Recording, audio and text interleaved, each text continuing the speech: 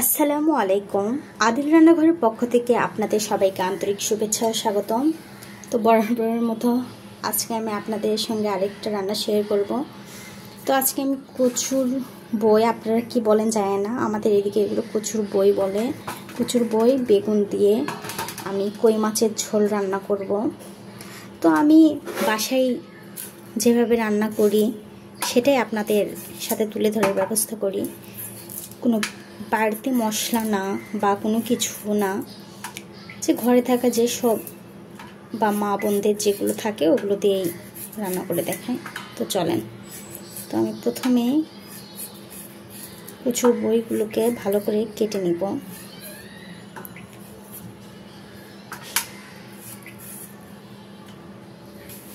একটা করে মাঝখানে এভাবে ফাঁক দিয়ে নেব।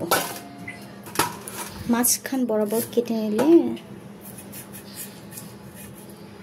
কচুরটা সিদ্ধ হয় ভালো। অনেকে গোটাও রাখেন।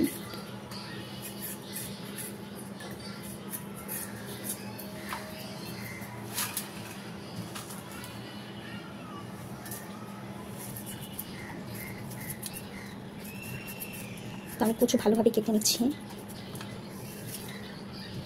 জাস্ট একটা করে দিয়ে নেব। তো দেখতেই পাচ্ছেন আমার রান্নাটা প্রায় কচুর বইগুলো সিদ্ধ হয়ে গেছে।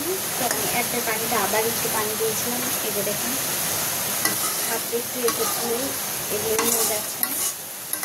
তো আমি এখন এই পর্যায়ে মাছ দিয়ে দিব।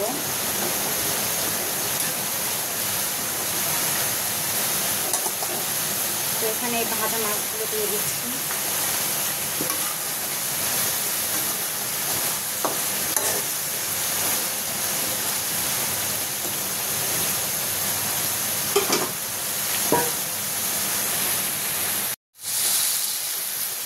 তো আমি এখন ঝোলের জন্য পানি দিয়ে দিব।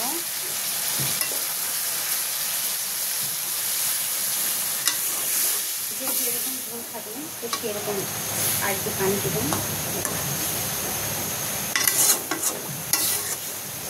তো আমি সামান্য আর একটু পানি দেব।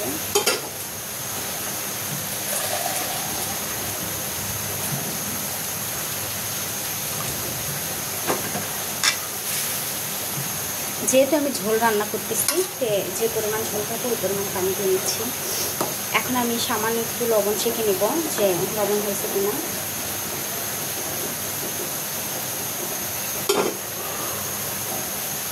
তো রান্নাটা অনেক মজা হয়েছে। এখন আমি লবণ দিয়ে দিব। লবণ কিছুটা কম হয়ে গিয়েছে।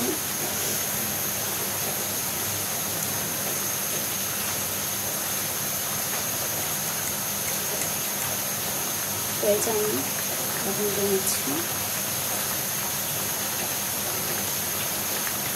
তো ঝোলটা আমার হতে থাক।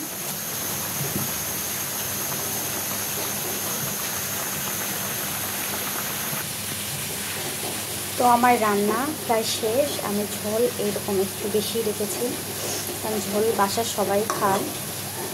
দেখেন আমার রান্নাটা কেমন হয়েছে। রান্না যদি আপনাদের ভালো লেগে থাকে অবশ্যই চ্যানেলটা সাবস্ক্রাইব করবেন, আমার পাশে থাকবেন।